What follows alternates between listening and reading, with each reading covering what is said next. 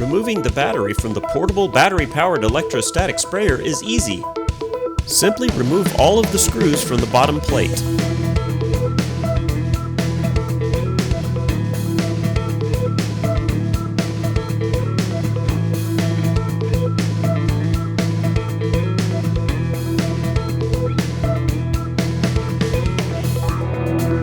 Remove the plate carefully as wires are attached. Remove the battery. Disconnect the red cable and the black cable.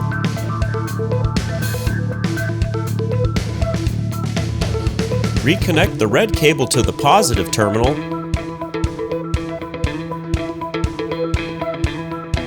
and the black cable to the negative terminal.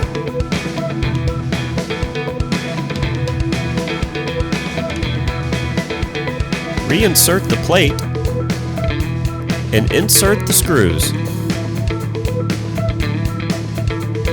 Tighten down, and you're all finished.